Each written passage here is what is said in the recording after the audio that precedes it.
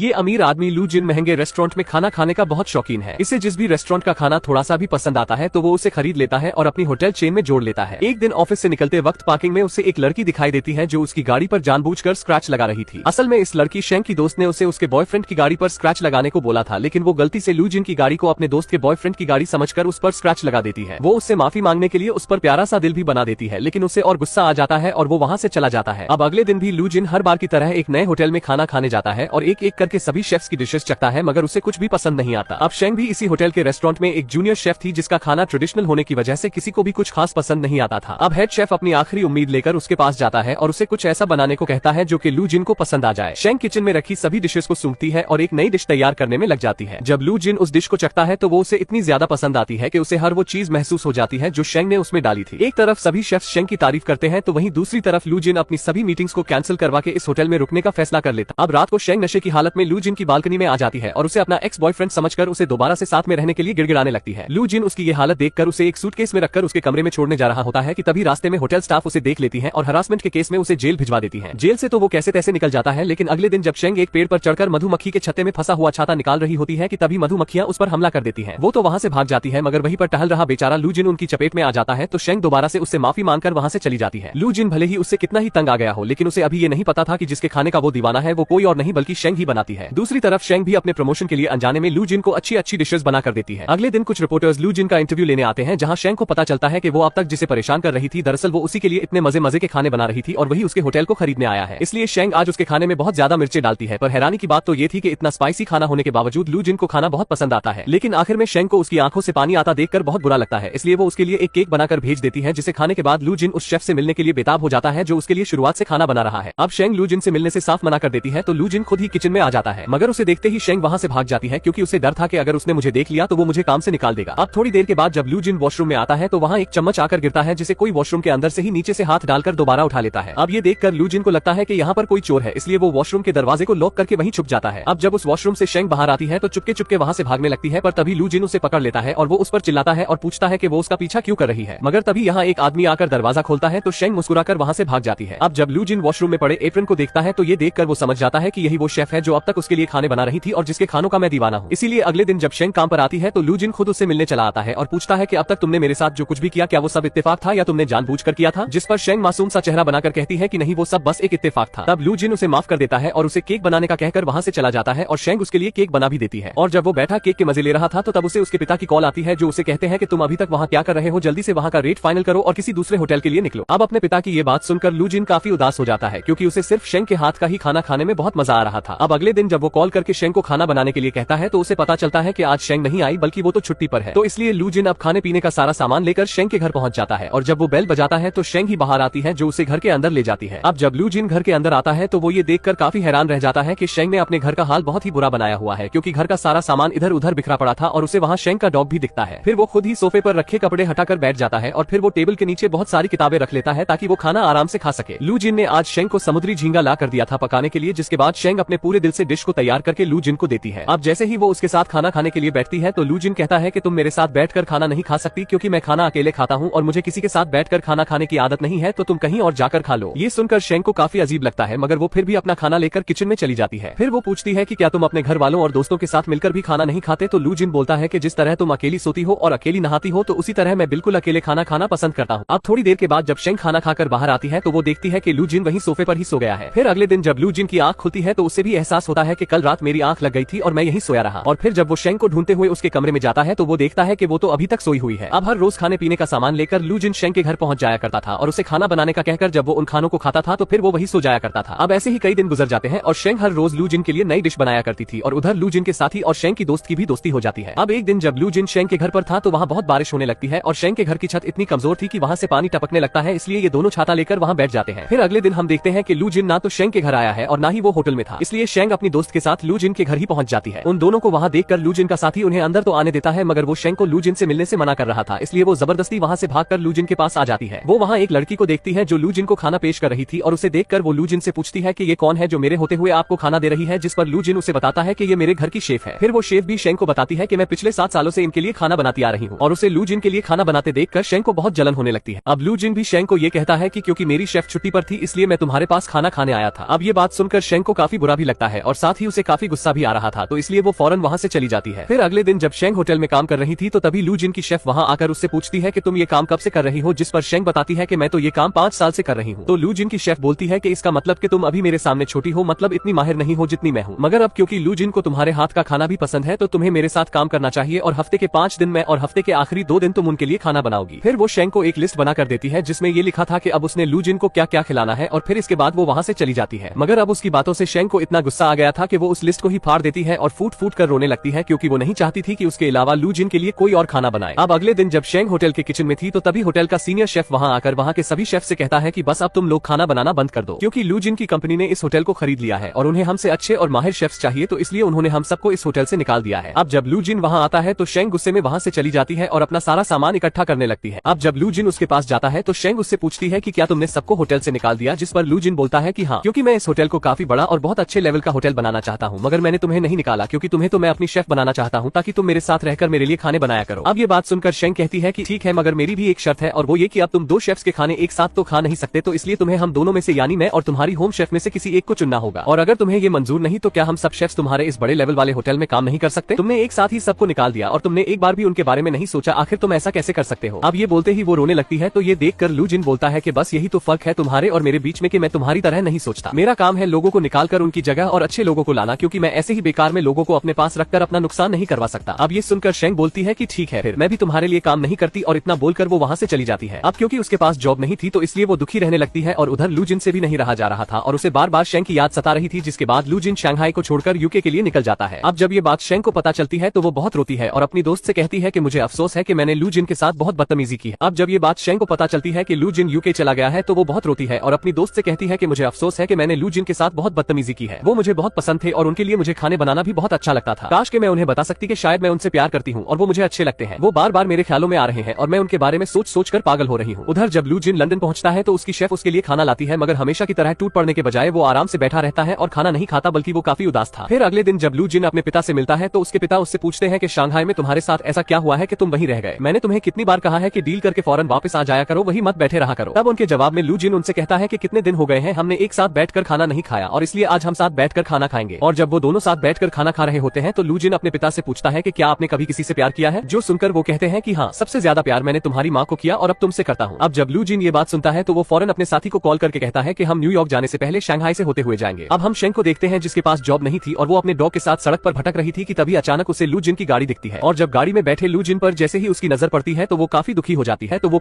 जाती है। इसलिए वो टैक्सी में बैठकर फौरन वहाँ से निकल जाती है और लू जिन से बचते हुए एक मार्केट में जाकर छुप जाती है। तब लू जिन भी उसका पीछा करते करते वहाँ तक आ जाता है और वहाँ उसे शेंग का डॉग दिख जाता है, जिसे वो कहता है कि अगर तुम मुझे शेंग के पास ले जाओगे तो मैं तुम्हें मजेदार खाना खिलाऊंगा। जिसके बाद वो डॉग लू जिन को अपने पीछे शेंग के पास ले जाता है, मगर शेंग ने खुद को शीशे के कमरे में बंद किया हुआ था। तो लू जिन उससे कहता है कि दरवाजा खोलो, मुझे तुमसे बात करनी है। जिस पर शेंग कहती है कि नहीं, मैं दरवाजा नहीं खोलूंगी, मुझे आपसे कोई बात नहीं करनी क्योंकि मैं आपसे नफरत करती हूँ और आप अपनी उसी शेफ के पास जाएं, क्योंकि आज के बाद मैं आपके लिए कुछ भी बनाने वाली नहीं हूँ। ये सुनकर लू जिन कहता है कि तुम मेरे लिए सिर्फ एक शेफ ही नहीं बल्कि तुम बहुत ही खास हो। दरअसल तुम मुझे बहुत ही पसंद हो, तो इसलिए जल्दी करो, दरवाजा खोलो। अब ये सुनकर शेंग शर्माने और हंसने लगती है और उसको इतनी खुशी होती है कि वो झट से दरवाजा खोल देती है। अब लू जिन उसे यहाँ से लेकर चला जाता है और वो उसे एक घर में लाता है, जिसके बाद वो दोनों बालकनी जाकर बैठ जाते हैं क्योंकि ये लू जिन की पसंदीदा जगह थी। दोनों यहाँ से डूबते हुए सूरज को देख रहे थे क्योंकि ये नजारा देखना दोनों को ही काफी पसंद था और अब यहाँ आकर वो अपने प्यार का इजहार करते हैं और फैसला करते हैं कि वो जल्द ही शादी भी कर लेंगे और हंसी खुशी रहेंगे। और इसी के साथ ये मूवी यहीं पर खत्म होती है।